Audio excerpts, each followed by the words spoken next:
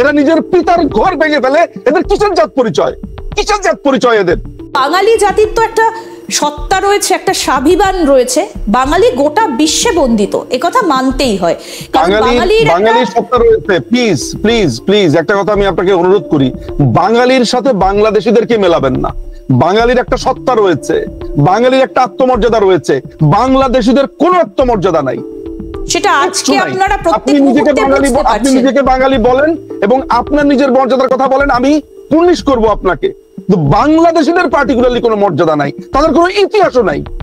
তারা যেই পাতে খায় সেই পাকে তারা হাগে। এটা হচ্ছে সেই জাত। কিন্তু দাদা, এই যে বাংলা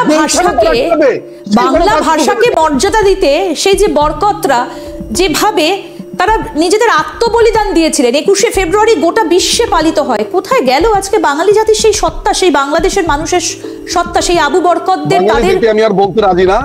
এই জঙ্গি দেশ, এই জঙ্গিস্তান, এটা একটা জঙ্গিস্তান, এটা একটা উজবেকিস্তান, এটা একটা আফগানিস্তান।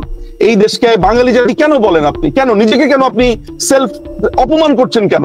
আপনি যদি এই জাতিকে বাঙালি বলেন তাহলে আপনিও তো বাঙালি, তাহলে আপনি আপনার নিজের পরিচয়টা খারাপ করছেন। দাদা বুঝতে পারছি আপনার বাংলাদেশি বলবেন, আপনি বাঙালি বলবেন না। এদের কোনো জাত নাই, এদের কোনো জাত পরিচয় নাই। এরা নিজের পিতার ঘর ভেঙে ফেলে। এদের কিসের জাত পরিচয়? কিসের জাত পরিচয় এদের? যে তার পিতার ঘর ভেঙে ফেলে, যে তার ঐতিহাসিক স্থান ভেঙে ফেলে, তাদের জাত পরিচয় কি? এরা যেই পাতে খায় সেই পাতে হাগে। আপনি তাদেরকে মুক্তিযুদ্ধের সময় কলকাতা তাদেরকে কি করেছে, ইন্ডিয়া তাদেরকে কি করেছে সব ভুলে গেছে এই বেঈমানের জাত। আমি ঘৃণা বোধ করি যে আমি এই দেশে জন্মেছি, আমি ঘৃণা বোধ করি। শান্ত হন দাদা, শান্ত হন। বুঝতে পারছি আপনার উদ্বেগটা বুঝতে পারছি, কারণ আপনার জন্মভূমি, আপনার পরিবার এখনো বাংলাদেশে রয়েছে। আপনি উদ্বেগে দিন কাটাচ্ছেন, সেটা আপনাকে দেখে বোঝা যাচ্ছে। আপনি কতটা অস্বস্তিতে রয়েছেন সেটা আপনাকে দেখে বোঝা যাচ্ছে। কিন্তু এবার কি তাহলে আবার ভারতের কাছে সাহায্য চাওয়ার দিন এগিয়ে এসেছে? কারণ এই মুহূর্তে দাঁড়িয়ে স্বাধীন দেশ যদি কোনোভাবে সাহায্য না চায়, তাহলে একটা দেশ আরেকটা দেশের রাজনীতিতে গিয়ে সরাসরি নাক গলাতে পারে না। এই যুক্তরাষ্ট্রীয় কাঠামো, এদের ভবিষ্যৎ আমি আপনাকে বলে দেই। এরা ভিক্ষার থলি নিয়ে ঘুরবে, 2 দিন পরে দুর্ভিক্ষ হবে। আমি আসলে আমার কাছে মনে হয় এই দেশকে মানে এইখানে একটা যুদ্ধ শুরু হয়ে গেছে।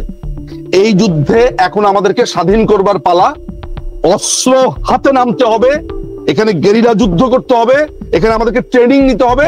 তা না হলে এই পাকিস্তানি আজকের ঘটনার মধ্য দিয়ে এটা পরিষ্কার ভাবে প্রমাণিত হয়েছে যে আবারও আমাদের দেশে ওই পাকিস্তানিরা ওই তাদের অসমাপ্ত যুদ্ধ শেষ করতে এসেছে। যদি আমরা উদ্ধার করতে পারি উদ্ধার করবো, তা না হলে আমাদেরকে আর কিছুই করার দরকার আমি মনে করি না আছে। শেষ। আমাদেরকে আর কোন রকমের এখানে সম্প্রীতির কথা, সম্প্রীতির গল্প, বন্ধুত্বের রাজনীতির কিচ্ছু আমি বুঝি না। ভারতের অনেক হেল্প করবার আছে, অনেক কিছুই আছে, এবং ভারতের উচিত এদেরকে সমস্ত খাওয়া দাওয়া বন্ধ করে দেওয়া, সমস্ত ব্যবসা বাণিজ্য বন্ধ করে দিয়ে এদের দুর্ভিক্ষ নামিয়ে আনা উচিত। ভারতের এটা উচিত। এই দেশ একটা নিমকহারাম জাতি, একটা নিমকহারাম দেশ। এই দেশের কোনো অস্তিত্ব কিচ্ছু নাই। এবং আমি আপনাকে একটা কথা বলি, পাকিস্তান যখন উল্লাস করছে সেখানে বাংলাদেশিরা গিয়ে কমেন্ট করছে উর্দুতে, মানে তাদের কি খুশি উল্লাস যে ভেঙে দিয়েছি। পাকিস্তানের এত বছর যেটা পাকিস্তানি সেনারাও করতে পারেনি সেটাই তারা করেছে, এবং তারা ভেবেছে এই ঘটনার মধ্য দিয়ে তারা মাননীয় প্রধানমন্ত্রী বঙ্গবন্ধু কন্যাকে ভয় দেখাবে। বঙ্গবন্ধু কন্যা ওই অনুনয় বিনয় করার মতো মানুষ না, নাকের পানি চোখের পানি এক করার মতো মানুষ না। তিনি দৃঢ় প্রত্যয়ে দৃঢ় চিত্তে গতকালকে ভাষণ দিয়েছেন এবং তিনি আরো ভাষণ দেবেন। তার নেতৃত্বে বাংলাদেশকে আমরা স্বাধীন করব, তারপরে গিয়ে বলতে পারবো এই দেশটা কেমন আছে। এখন এই দেশটা একটা আফগানিস্তান, এটা একটা জঙ্গিদের কারখানা। কালকে আইসিসের পতাকা উড়েছে ওই বাড়িতে। আমি জানি না, আমি একটা ভিডিও ক্লিপস পাঠিয়েছিলাম। একদম আমরা সেই ভিডিও ক্লিপসটা দেখিয়েছি। এবং দাদা, পাকিস্তান ডিফেন্সের তরফ থেকে একটা পোস্ট করা হয়েছে, আপনাকে দেখাই। বাংলাদেশেরই একজন সাংবাদিক আমাদেরকে পাঠিয়েছিলেন, সেই পোস্টটা আমাদের কাছে রেডি রয়েছে, হয়তো আপনিও জানেন। এই যে দেখুন, ডিফেন্স পাকিস্তানের তরফ থেকে এই পোস্টটা করা হয়েছে। জি, এটা কথাই বলছিলাম। জি, এই যে এন্ড অফ ট্রেইটর লেগেসি, আপনার বেঈমানের পুরো ধারা বন্ধ হয়ে গেছে, শেষ হয়ে গেছে। Mujibur রহমান's house in Dhaka demolished by Bangladeshi revolutionaries. বিপ্লবীরা, তারা নাকি বিপ্লবী, তারা ভেঙে দিয়েছে। এর সঙ্গে মুজিবুর রহমানের আর কিছুই অবশিষ্ট রইল না। এই হচ্ছে বাঙালি, এবং বাঙালিটা বাংলাদেশি, সরি আবার বলছি, বাংলাদেশিরা এটা এখন হজম করছে, করুক, এটা ওরা ডিজার্ভ করে, করুক। এই মহামনীষী এই দেশে আসলে এইটা ডিজার্ভ করে না। এই মহামনীষী বঙ্গবন্ধু শেখ মুজিবুর রহমান, তিনি ভালো মানুষের জন্যই আসলে এই পৃথিবীতে এসেছিলেন, কিন্তু দুঃখজনক মনে আছে আপনার যে নেতাজিকে এক সময় যুদ্ধাপরাধ হিসেবে পালিয়ে থাকতে হয়েছিল, এই আমরাই করেছি। আমাদের কোনো লজ্জা বোধ নেই, কিচ্ছু নেই। আমরা আমাদের মহামনীষীদেরকে ঠিক এভাবে ট্রিট করি। এই যে দাদা, আপনি যে ছবিটার কথা বলছিলেন, যে ছবিটা আপনি পাঠিয়েছিলেন, এই যে এটা সেই ভিডিও, এটাই সেই ভিডিও। দেখুন যে আমরা বারবার বলেছি, এখানে এই ছাত্র জনতা কোথায়? ছাত্র জনতা আইসিস এর পতাকা উড়াবে? মানে একটা সাধারণ ছাত্র, সাধারণ জনতা সেখানে আইসিস, এই জঙ্গি পতাকা এখানে ওড়াবে? উড়িয়েছে। এইটা যদি মানে পশ্চিমা বিশ্বরা যদি এটা লক্ষ্য না করে, এটা যদি ভারত এটা কনসার্নে না নেয়, তাহলে এটা ভারতের জন্য ক্ষতি, এটা আমেরিকার জন্য ক্ষতি, এটা ভয়ঙ্কর অবস্থা। বিশেষ করে আমাদের প্রতিবেশী রাষ্ট্র ভারত, তাদের এটা নিয়ে কনসার্ন হওয়া উচিত যে এই বাড়িতে এই আইসিস এর পতাকা উড়েছে। অর্থাৎ এই পুরো জিনিসটাই জঙ্গিরা জাস্ট একটা চোখ রাঙানি দিয়ে গেল ভারতকে। তারা বলছে, গতকালকে সমন্বয়করা কি বলছে আপনি জানেন? যেটা হচ্ছে যে উলফা, ভারতের যে বিচ্ছিন্নতাবাদী যে অংশটা আছে নর্দার্ন সাইডের, তারা যাতে বাংলাদেশ থেকে ভাষণ দিতে পারে সেই ব্যবস্থা করে দিবে।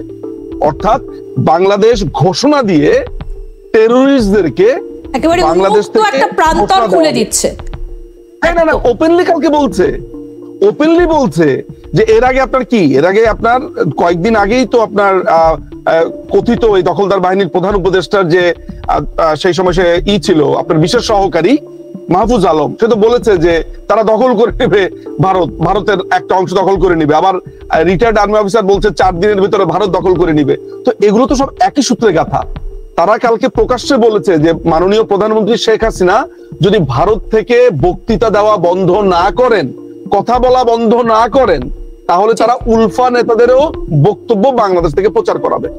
মানে যত রকমের খারাপ কাজ আছে, সমস্ত রকমের খারাপ কাজ বাংলাদেশের মধ্যে একেবারে চালু করে দেবে।